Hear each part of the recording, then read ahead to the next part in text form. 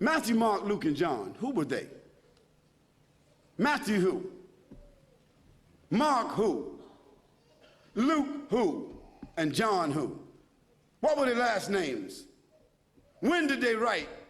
Did they know Jesus Christ? Did they walk with Jesus Christ? Did they eat with Jesus Christ? Did they talk with Jesus Christ? Did they even meet Jesus Christ? The answer is no, no, no, no.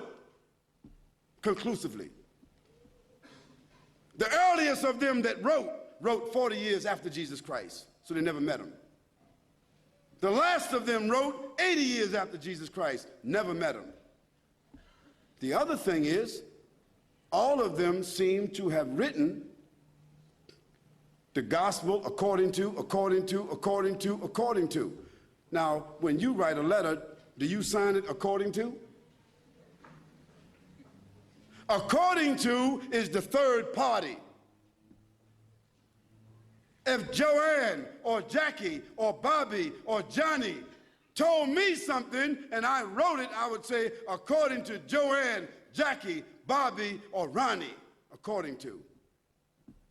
But those four people would not write a letter and in front of it say Jackie according to Jackie and not even write her last name. Because if Jackie wrote me a check and only said Jackie, I couldn't cash it. And if I was a policeman and I stopped Jackie on the road and she had a license that only said Jackie, she's going to jail.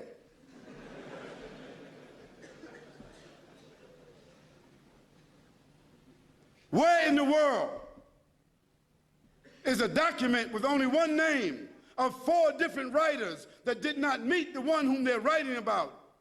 Where is that accepted in the whole world? Nowhere except in the Bible.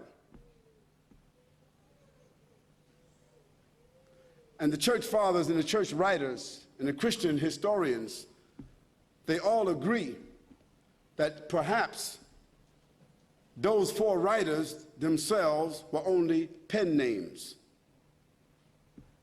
Because a writer would not write his first name according to.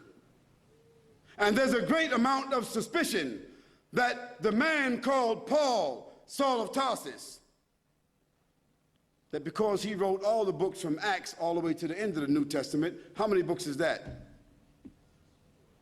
How many? 16, 15, 17, 19? All the books of Acts on, Colossians, Ephesians, Corinthians, Romans, Galatians, all of those books are written by whom? Paul, Saul of Tarsus, another man who never walked, who never talked, who never met, who never ate, who never prayed, who never knew Jesus Christ. Isn't that something? Now here we find four writers and another one between them that wrote all the New Testament books that never talked, never walked, never ate, never prayed, never met the man called Jesus Christ. Yet in their words, the first mentioning of the Trinity came from where? From Jesus or from them? The first mentioning of Jesus being divine, a man God, came from whom? From them. The first mentioning that Jesus is the Son of God came from whom? From them. Jesus never said in his own words any such words, but it was the men who never met him, who claimed to have written, who didn't know their last names. And Paul, by the way, before he had that vision on the road to Damascus that only he saw and only he heard, guess what his occupation was? Do you know?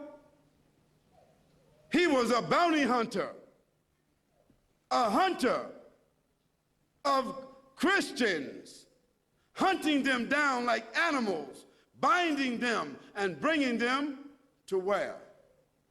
To Rome so that they could be executed.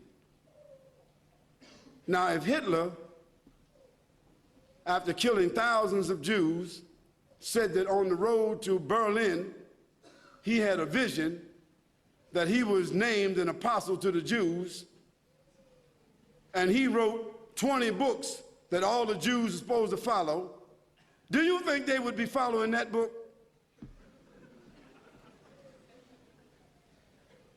I don't understand how people just don't read history. This is not what Khalid said, so don't get angry with me. This is your own scripture, your own Bible scholars, their own church fathers. All of them agree that Paul never met Jesus, that Matthew, Mark, Luke, and John never met Jesus. By the way, they were not disciples. Nor were they walkers and talkers of the disciples. They were just writers and historians.